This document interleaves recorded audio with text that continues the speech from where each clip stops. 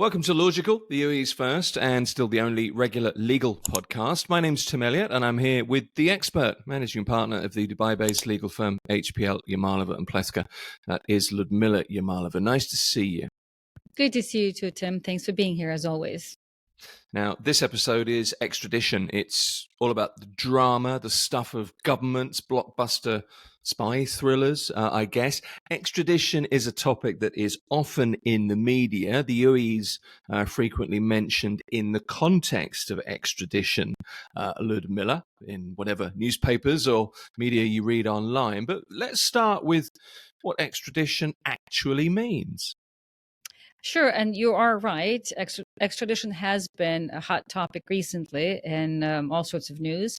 But at a high level, extradition is defined as it's a form of judicial cooperation between countries, by which one country will surrender to another country a person who is either accused or convicted under the requesting country's laws, for that person to either attend trial or to serve a sentence.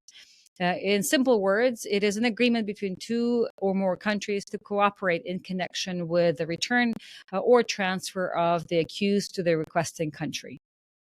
So what's the UAE's stance or the legal framework, if you like, on extradition? So the UAE has a fairly developed and fairly well settled concept or legal framework for extradition. And in general, extradition in the UAE is governed by a series of laws.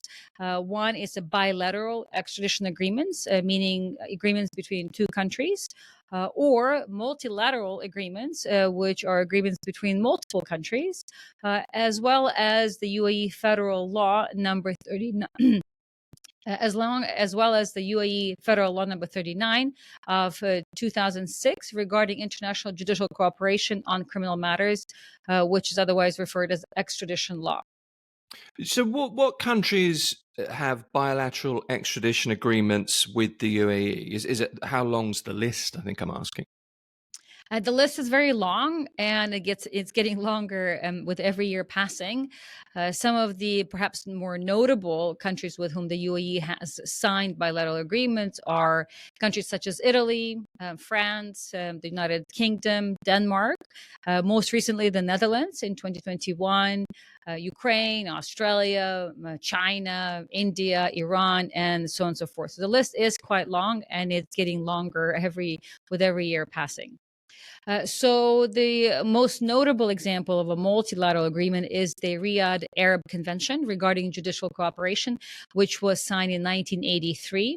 And this particular multinational or multilateral agreement includes countries, all of the GCC countries in the Middle Eastern states, such as Saudi Arabia, Qatar, Egypt, Jordan, Kuwait, Lebanon, Libya, Morocco, Oman, Algeria, Bahrain, Iraq, and Tunisia, among other countries. So that's why it's called the multilateral agreement versus the bilateral agreement, where the agreement is only between, for example, the UAE and Italy, the UAE and Russia, the UAE and France. So this is an agreement to which many countries are signatories at the same time. What happens in cases when there isn't an extradition agreement between two countries or a number of countries? In those cases where there is no specific either bilateral or multilateral agreement for judicial cooperation between the countries, those kinds of requests that are subject to the UAE's extradition law.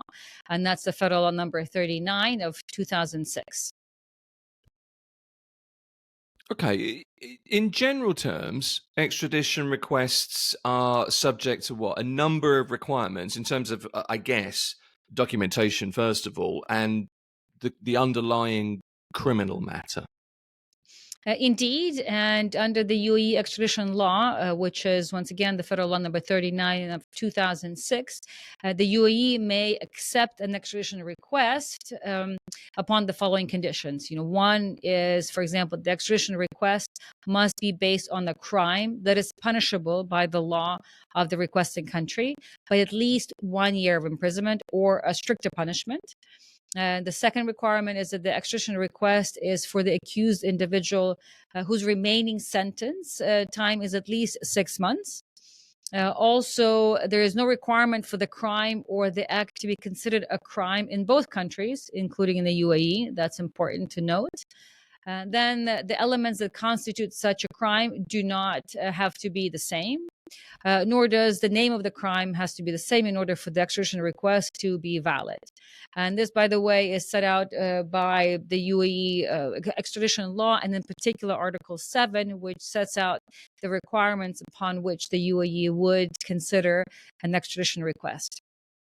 Let's assume there's an extradition request against an individual. How would you challenge a request like that? So extradition requests in the UAE can be challenged on several grounds. Some of these grounds depend on the terms and conditions of the extradition agreement or the laws with the requesting country.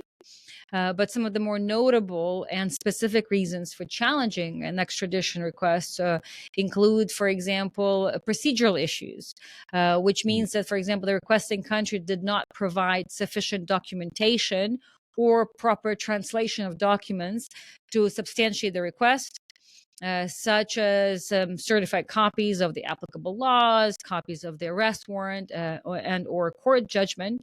And this in particular is important for the UAE because the UAE, for the time being, is not yet signed on to the or the member of the Hague Convention, which means any foreign document that is used in the UAE must be properly translated and also attested and/or go through the apostille process.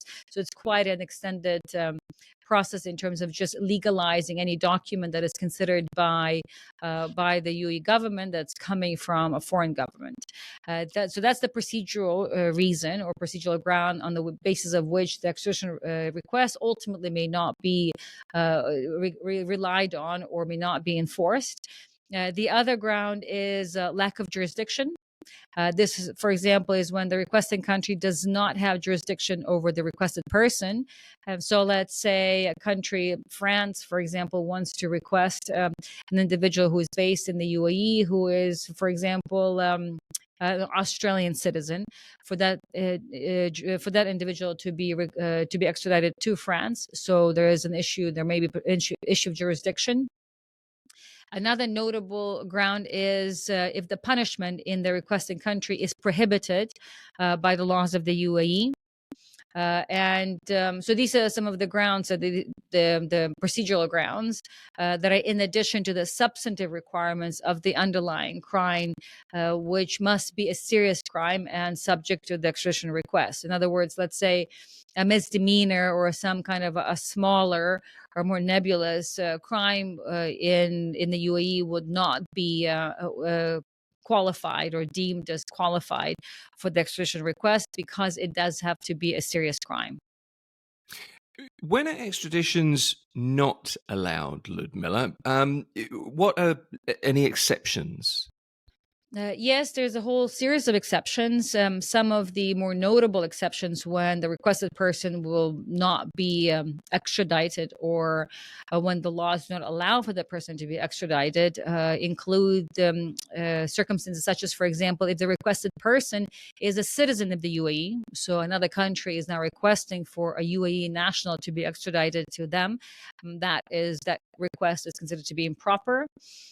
Or, for example, if the crime under which the person is being or the person that's being subject to, in fact, would actually be subject to the UAE laws. Also, if the crime is a political crime. But this is important to highlight that in this context, political crimes do not include, for example, terrorist crimes or war crimes or genocide or crimes of aggression against the government. So political crimes here meant more like politically motivated claims that obviously exclude these more serious international crimes. Another exception is if the crime is limited to offenses against military obligations. So, for example, somebody is obligated to serve military time or service or training in their home country, and they left the country, run away from that obligation, and now on the back of that there is an extradition request. So that is one exception under which the UAE would not extradite an individual. Another example is if the crime relates to a person's ethnic or religious affiliation or his nationality or political opinions. Yet another exception if the person was subject to investigation or trial procedures in the UAE for the same crime. So in that case, the UAE would not extradite the person. Another example is if the person was previously tried for the same crime, and there's either basically the acquitted, there has been since then the person has been acquitted, or for example, that the conviction has already been fully served in a different country. Also, if the criminal lawsuit, for example, is terminated, or if the sentence is expired by virtue of such limitation. And finally, one of the more notable, but perhaps not unexpected exception is if the UAE, for example, believes that the requesting country may subject that person to a form of torture or some kind of inhumane treatment, or a much more severe punishment that would perhaps not be so much appropriate for that particular crime. Ludmila, we mentioned at the top of the recording today, the podcast today, that extradition cases are often mentioned in the media. They make for really interesting reading, meaty reading. It's all espionage and spy stuff, of course. So let's get to the details. Any recent examples where the UAE's dealt with extradition requests? Yes, indeed. There's a whole series of such examples. And as you rightfully said, they all are fairly recent. Just in the last 3 years, the UAE has been quite active and playing a quite involved role in extraditing a number of individuals that had claimed the UAE as their home base for a while. And the UAE ultimately, at least either considered extradition requests and decided to either to extradite or rejected the extradition request. One of the more notable examples that had been discussed and profiled in the media quite a bit is an extradition request from Denmark, where Denmark requested the extradition of its national in 2022 in a case involving tax fraud. In that case, Dubai courts accepted Denmark's extradition request on the basis of the extradition agreement between Denmark and the UAE. Another example included another European country, which is France. In 2021, France had made an extradition request to the UAE in the case involving an individual who had been accused in France for drug dealing and money laundering. In that case, once again, Dubai courts accepted France's extradition request. And ultimately, while the accused appealed the decision several times, it was dismissed. And ultimately, the extradition request was upheld by the Court of Cassation and the person was extradited. In 2022, I guess that was a fairly active year for the UAE. There was another European country that had made an extradition request. This time it was Italy. And in this case, Italy had requested extradition of its national who was accused of homicide. Once again, the UAE Court of Cassation, and so this decision too was appealed by the accused several times, but ultimately the UAE Court of Cassation accepted Italy's extradition request. And while the accused appealed several times, alleging expiration of the statute of limitation, by the way, and the harsh nature of the punishment in Italy for committed homicide, and the Court of Cassation rejected the appeal, and the individual once again was extradited. Again, in 2022, Albania requested extradition of the individual who was accused of murder and illegal firearms. And in that case as well, the UAE courts approved the request on the basis of the UAE extradition law. Even though there was no bilateral extradition agreement between the two countries. So this is an example of the UAE actually applying its extradition law instead of just relying on the bilateral agreement between the countries to extradite an individual that had previously been residing in the UAE. Then another case in 2023, perhaps most recently, was from South Africa, and in which case the country of South Africa requested an extradition of two individuals who were accused of money laundering, fraud, and corruption.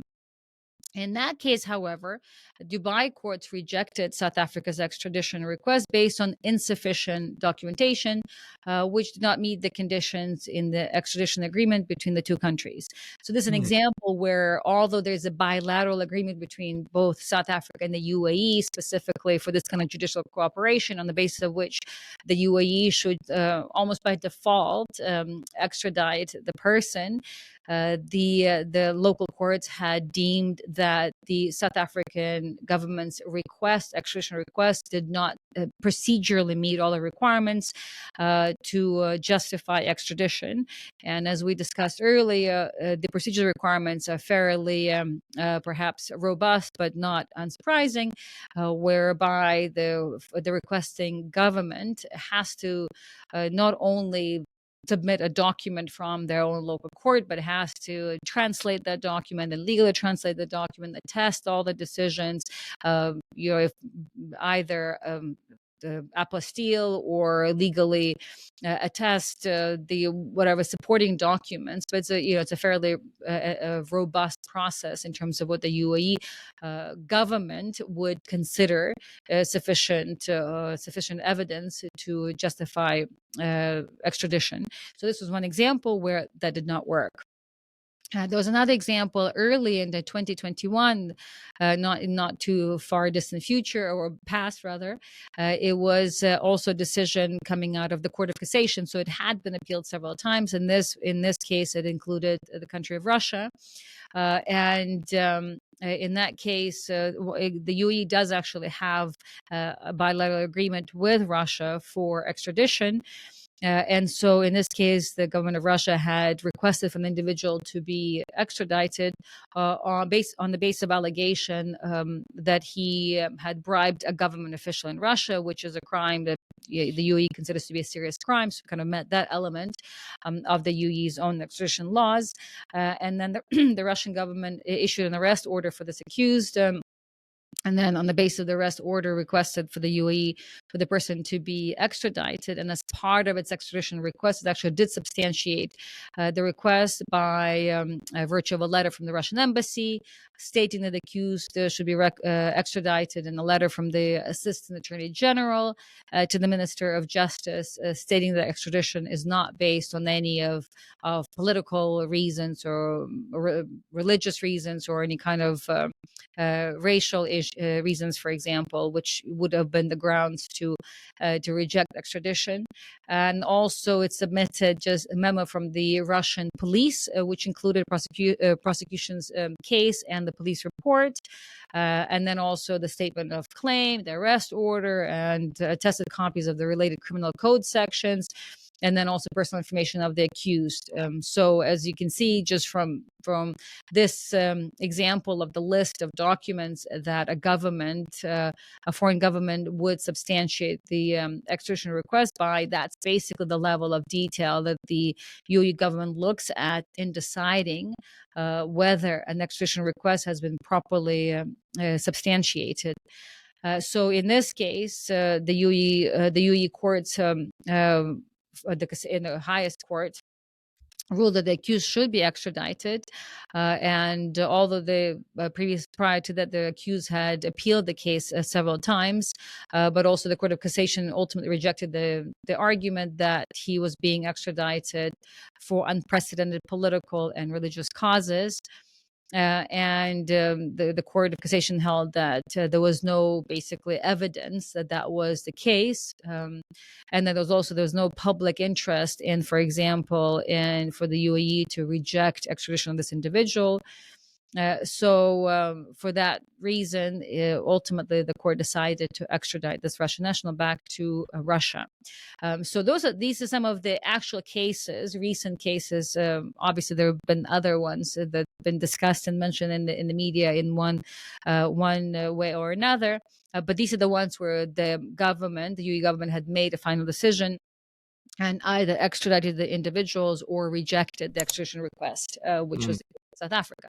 Now, one case that's ongoing right now that is quite prominently featured in the media is the one that includes the country of the Netherlands or Holland. And in fact, it's interesting because the Netherlands is one of the more recent countries with which the UAE signed a bilateral agreement.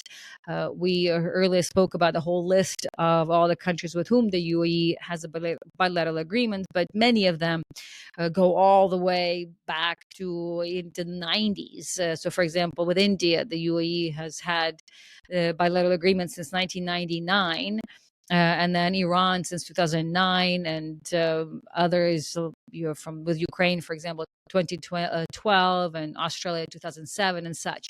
And then Italy was in 2015, but one of the more recent ones was actually the Netherlands, which is only in 2021. So the UAE only signed a bilateral agreement with with the Netherlands in 2021.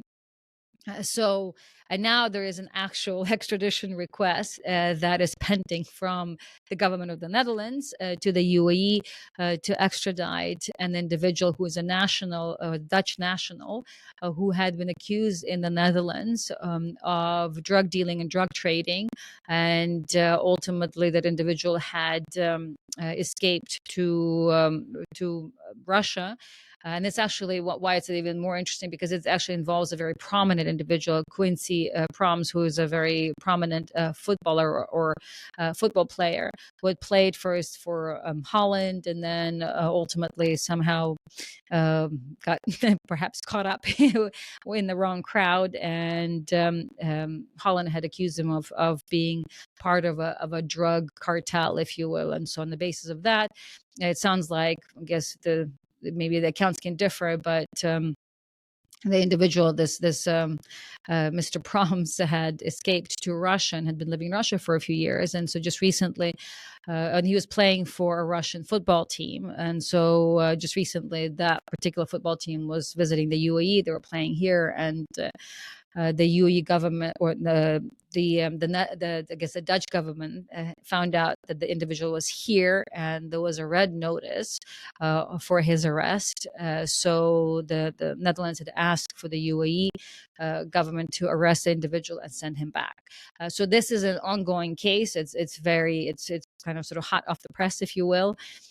Because it's happening right now as we're recording. This was just March 2024, but it's an interesting example of how there is a very new bilateral agreement with a country, the Netherlands, that is, and the agreement is only 3 years old, and there's an actual request that had from the Dutch government that had already been shared with other countries by virtue of the Interpol notice. And now the UAE government is reacting rather fast. So what we do know is an individual has already been arrested, and in the court files, from what we've been able to see so far, it is the reason for the arrest is stated as the extradition request on the basis of drug charges. So the information, in other words, is sort of travels quite quickly, and the government, the UAE, at least in this particular case, seems to be responding very fast. So this is an interesting case that is developing before us, and so it'll be interesting to see how how sort of it moves further. But I don't anticipate for this to have a different result, because there is a specific extradition request and the bilateral extradition treaty between the two countries, which ultimately is supposed to make this kind of process a lot smoother and a lot more efficient. But on this note, also, what is important to highlight is how these extradition requests actually perhaps communicated to other countries. And this example involving Quincy Proms is an interesting, perhaps, reminder of how in practical terms an extradition request is not only communicated but also comes into play, and that is, as I mentioned earlier, through the Interpol notice. And usually when a foreign government accuses someone who's since run away from the country, they'll issue what's called an Interpol notice or red notice, on the basis of which, and this Interpol communicates this red notice to the different countries that are subject to the Interpol, so to speak, jurisdictions. And I say so to speak because Interpol is a private entity.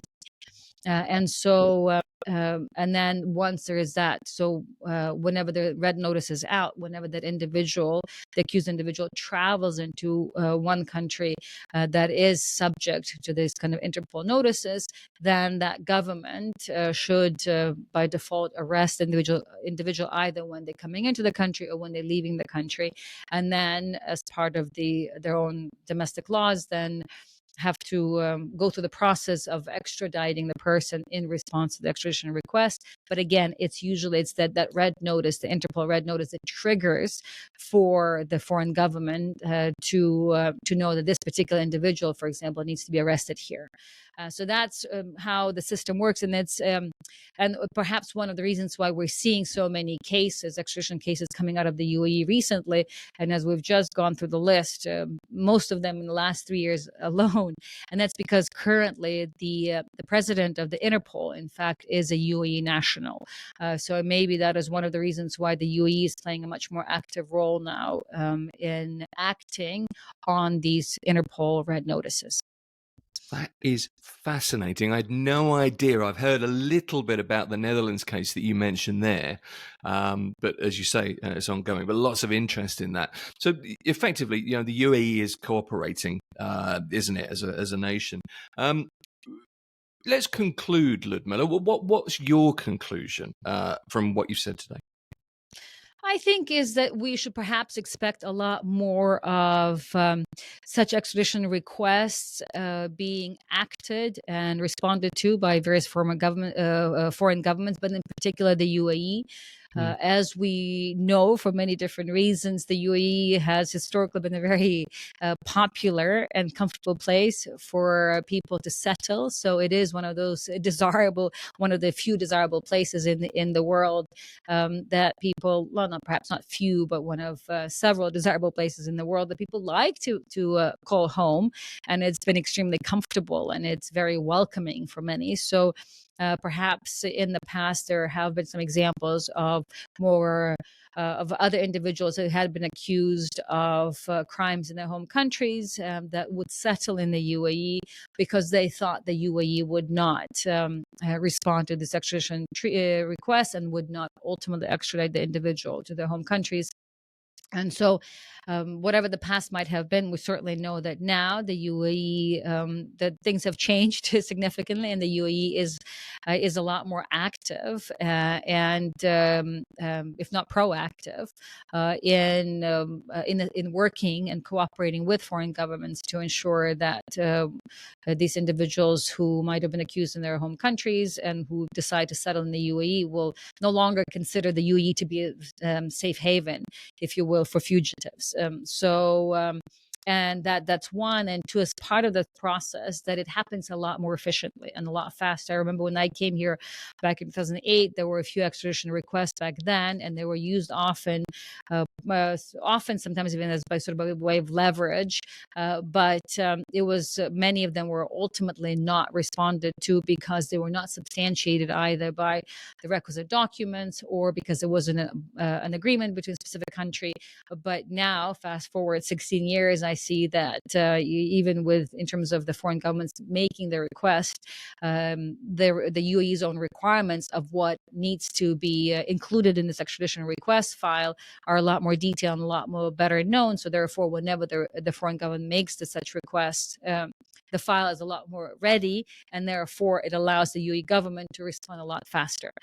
So I anticipate that this trend will continue, that the UAE will not have this reputation of being a safe haven for fugitives from other countries. And I hope that this kind of transparency and this kind of cooperation will continue to help the UAE to build its reputation of being not just a world class to live, but also in terms of safety and the country's own cooperation and compliance with other foreign governments and foreign countries, which obviously will help continue to build and strengthen the UAE's reputation in the world.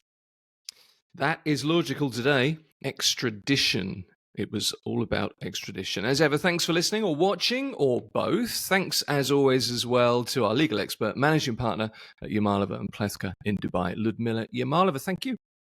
Thank you, Tim. Find us at LY Law, social media, Facebook, Instagram, TikTok, LinkedIn.